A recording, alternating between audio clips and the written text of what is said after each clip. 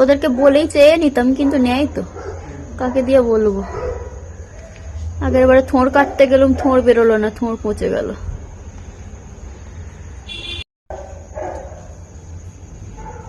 Hello guys, good morning. আমি চন্দনা চলে এলাম তোমাদের জন্য একটা নতুন রেসিপি নিয়ে।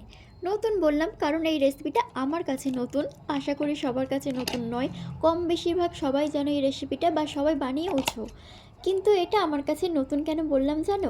এর আগে আমি কোনোদিন মোচা খাইনি, আর কোনোদিন আমি রান্নাও করিনি, তার জন্যই আমি নতুন বললাম। আমার মনে হয় কম বেশি সবাই চেনো এটা কি। কেউ কেউ কলার ফুলও বলে, কেউ মোচাও বলে, তো আমরা তো মোচাই বলি এটা। আর আমি কেন খাইনি তার কারণটা তোমাদের সাথে একটু শেয়ার করি। আসলে আমাদের বাড়িতে কোনোদিন মোচা রান্নাই হয়নি। মায়েরা আগে রান্না করতো, কিন্তু আমাদের একটা নিয়ম রয়েছে, কেউ যদি শনি মঙ্গলবারে মারা যায় তাহলে তাকে কলার মোচা দেওয়া হয়। সেই সূত্রে আমাদের বাড়িতে আর মোচা রান্না হয় না। আমি ছোটোবেলায় থাকতেও কোনো দিন খাইনি, বা এত বড় হয়ে গেছি এইটা আমার লাইফে ফার্স্ট টাইম মোচা রান্না হচ্ছে আমাদের বাড়িতে। তো মা তখন বলতো যে আমাদের বাড়িতে মোচা রান্না এই কারণেই হয় না। মায়ের অনেকবার খেয়েছে, তবে মা এটাও বলতো যখন আমাদের বিয়ে হয়ে যাবে, তখন আমরা পরগোত্র হয়ে যাব, তখন নাকি আমরা খেতে পাবো।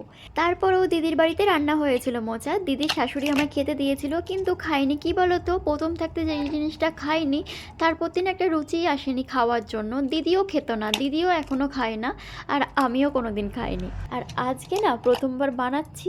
কেন জানো তো, আমরা যেখানে থাকি আর সেখানে ধরতে গেলে বাঙালি অনেক কিছুই পাওয়া যায় না, মানে আমাদের বাংলার জিনিস, যেহেতু বাইরে থাকি তার জন্য। তবে আমার পাশে, মানে আমি যেই রুমে ভাড়া থাকি তার পাশের বাড়িতে না প্রচুর কলা গাছ রয়েছে, তো সেখানে এই মোচাটা হয়েছিল। সেটা দেখে না আমার না এত পরিমাণে মোচাটা খেতে ইচ্ছা করছিল, কেন আমি জানি না, আরও খেতে ইচ্ছা করছিল, কারণ এদিকে কেউ মোচা খায় না, কিভাবে রান্না করতে হয় বা এটা খায় সেটাই কেউ জানে না। গাছে যেভাবে কলা আসে সেইভাবেই মানে ওই কলার ফুলগুলো ঝরে ঝরে পড়ে যায়। কেমন একটা লাগে না, চোখের সামনে এরকম ঝরে পড়ে যাচ্ছে, নষ্ট হচ্ছে জিনিসটা, যেহেতু আমরা জানি এই জিনিসটা খাই, কেমন একটা গায়ে লাগে বলো তো। তার জন্যই আর কি খাওয়ার ইচ্ছাটা আমার আরও প্রবল হয়। তা কোনো দিন আমি যেহেতু রান্না করিনি, তার জন্য আমি রান্নাটা আগে রেসিপিটাকে ইউটিউবে আমি দেখে নিয়েছিলাম কেমনভাবে রান্না করে। আর মাকে ফোন করে বিরক্ত করে জিজ্ঞেস করে নি, জিজ্ঞাসা করলে হয়তো বলে দিত এইভাবে রান্না করতে। ভাবলাম যে না, কাউকে আমি জিজ্ঞাসা করবো না, আমি নিজের মতো করেই রান্না করব। তো যাই হোক, সেই মতো আর কি মোচাটা আমি পাশের বাড়ির ওই আন্টির থেকে নিয়েছিলাম, তার জন্য আর কি আজকে রান্না করব বলে তার জন্য কেটে নিচ্ছি। আর মোচা ছাড়াতে আমি আগে থাকতেই জানতাম, মানে আমার পাশের বাড়িতে অনেকেই রান্না করলেন, আমি বলতাম দাও ছাড়িয়ে দিই। মোচার ভেতরে ওই যে দেশলাই কাঠির মতো যেগুলো থাকে না, ওইগুলো ছাড়াতে খুব ভালো লাগতো। ছোটোবেলায় না ওইগুলো নিয়ে খুব খেলাও করতাম। আর এই যে মোচার যে পাপড়িগুলো, ওই পাপড়িগুলো নিয়ে না নৌকা করে ভাসাতাম পুকুরে, বেশ ভালো লাগতো। তো সেই জন্য আর কি মোচা কাটতে আমি আগে থাকতেই জানি, কাটতে আমি দেখেওছি অনেকবার, তার জন্য আর কি এটা নতুন করে মানে আমার কিছু মনে হয়নি যে কাটতে পারবো কি না পারবো। তার জন্য মোচাগুলো যেভাবে কাটে আমি সেভাবেই কেটে নিয়েছি। আর হ্যাঁ, এই যে এই নিয়মটা কাদের কাদের দিকে আছে অবশ্যই কিন্তু বলো।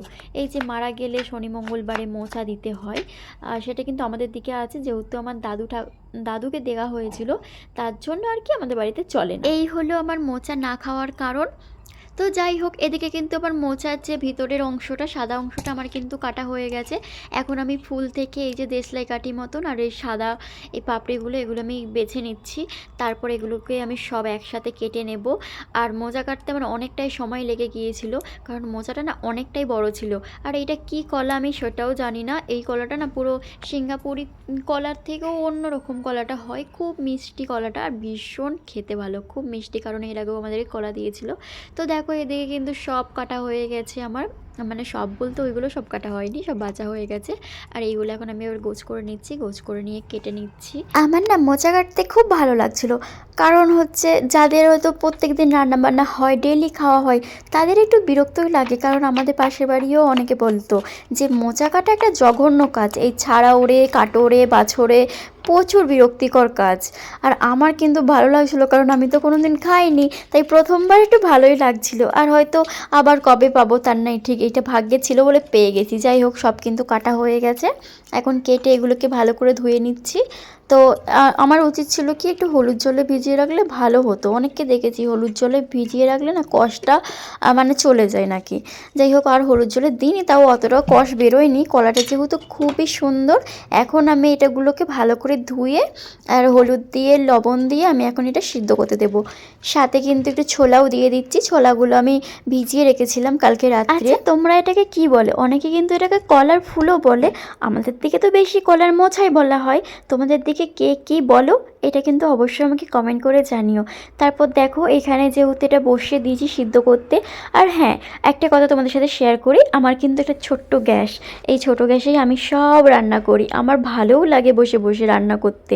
আর রান্না করতে আমি সত্যি ভীষণ ভালোবাসি, কেন জানি না, রান্নাটা আমি ছোট থেকেই ভালোবাসি। আসলে কি বলো তো, ছোটো থেকে রান্নাবাটি খেলতে না ভীষণ ভালো লাগতো। আর সেই অভ্যাসটাই বিয়ের পরও অনেকে বিরক্ত লাগে রান্না করতে, কিন্তু আমার সেটা লাগে না। আমার রান্না করতে ভীষণ ভালো লাগে। নতুন নতুন ইউনিক রান্না আমি ইউটিউব থেকে দেখে করার চেষ্টা করি। সবসময় একঘেয়ে রান্না আমার ভালোই লাগে না। তাই মনে হয় না একটু বরকে নতুনত্ব খাবার করে খাওয়ালে বেশ ভালোই লাগে। যে মনে যে একটা আলাদা শান্তি লাগে সেটা বলে বোঝাতে পারবো না। এই দেখো, এদিকে কিন্তু সিদ্ধ করা হয়ে গেছে। আর হ্যাঁ, একটা কারণ, আমার যে ছোট গ্যাস সেটাও বলে দিই, কারণ আমার হাজব্যান্ডের যে কাজটা, আজ এখানে থাকতে হয় তো কাল ওখানে থাকতে হয়। তার জন্য এখন যেহেতু আমি 2 বছর এই জায়গাতেই আছি, তাও না বড় গ্যাস আর নিইনি, জানো তো। ছোট গ্যাসটাই আমার ভালো লাগে। বড় গ্যাস দাঁড়িয়ে দাঁড়িয়ে করো, মানে হয়ে যায় তাড়াতাড়ি, কিন্তু ছোট গ্যাসটার সুবিধা কী বলো তো, হুট করে কোথাও গেলাম, তারপরে হচ্ছে সেখানে আমি নিয়ে যেতে পারবো। তার জন্য বেশি যত জিনিসপত্র কম করা যায় সেটাই চেষ্টা করেছি। কারণ যখন অন্য কোথাও যাওয়া হয় না, আমার অনেক জিনিস ফেলে দিতে হয়। তার জন্যই বেশি কিছু জিনিস করিনি। যেগুলো প্রয়োজনীয়, আমার যেগুলো চলার মতন সেগুলো হয়ে গেছে, এটাই অনেক শান্তি। আর এদিকে দেখো, আমি কিন্তু শুধু মোচার তরকারিই করছি না, সাথে কিন্তু একটু মোচার বড়াও ভেজে নিচ্ছি। মোচার বড়া খেতে কিন্তু দুর্দান্ত লাগে। আর সবাই বলে আর কি, আমি তো কোনোদিন খাইনি, তো এই আমি প্রথমবার নিজের মতন করে বানাচ্ছি। তো প্রথমে আমি ওই যে পেঁয়াজ টিয়াজ দিয়ে যেমনভাবে মোচাটা সেদ্ধ করে নিই, মেখে নিয়েছিলাম বেসন দিয়ে। তো মোচার বড়াগুলো গাইস এত টেস্টি হয়েছিল কি বলবো। আমি তো অলরেডি এখন খেয়ে নিয়েছি, খেয়ে হজমও হয়ে গেছে। অনেক দিন পর আমি ভিডিওটা ভয়েস ওভার দিচ্ছি, তাই বললাম। মোচার বড়াটা এত সুন্দর হয়েছিল, আমার এখনই খেতে ইচ্ছা করছে। কিন্তু এখন তো মোচা পাবো না কোথাও। আবার পাশের বাড়ির যখন হচ্ছে গিয়ে কলা ফুল হবে, মানে মোচা হবে, আমি বলা আছে যে আমাকে আবার দিতে, তো তখন দেবে। থোড়ও দিয়েছিল, থোড়টাও রান্না করে ওদের জন্যই আর কি থোড় মোচাটা খাওয়া হচ্ছে। আর ছোটোবেলায় না এইগুলো একদম পছন্দ করতাম না আমি, যে এই মোচা কলা ফল এইসব পছন্দই করতাম না। বেশি শাক সবজি তো খেতেই চাইতাম না। আর বিয়ের পর কিন্তু আমার এই জিনিসগুলোই ভালো লাগে। মোচা, মানে মোচাটা না, সরি, মোচাটা তো এই প্রথমবার বানাচ্ছি। মানে শাক সবজি, শাক জিনিসটা অনেক মেয়ের, এখনকার মেয়েদের তো শাক তিতো এইসব ভালোই লাগে না। আমার কিন্তু না এইগুলো ভীষণ ভালো লাগে। আমার মাছ মাংসর থেকে এইগুলো খেতে বেশি ভালো লাগে। তোমাদের কার কার এরকম আমার মতো ভালো লাগে অবশ্যই কিন্তু কমেন্ট করে জানিও। তারপর দেখো, যেইভাবে মানে কি মশলা টশলা কষিয়ে, ওগুলোকে কষিয়ে নিলাম আগে মশলাটা, তারপরে এই মশলাটাকে দিয়ে এটাকেও একটু কষিয়ে নেবো ভালো করে। তো কষিয়ে ছোলা টোলা দিয়ে, আর তারপর লাস্টে কিন্তু একটু ঘিও দিয়ে দেবো। আর যাই হোক, মোচার ঘন্টটা কিন্তু দারুণ হয়েছিল। নিচে আমি দিয়েছিলাম নিচের ভাবিদের, ওরা তো খেয়ে এত নাম করেছে কি বলবো। আমার জন্য নাকি ওরাও নতুনত্ব কিছু খেতে পায়। সত্যি কথা বলতে, যেটাই নতুনত্ব রান্না করি, যেটা কেন আমি যখনই যেটা করি ওদেরকে দিই, ওদেরও যা হয় আমাকেও দেয়।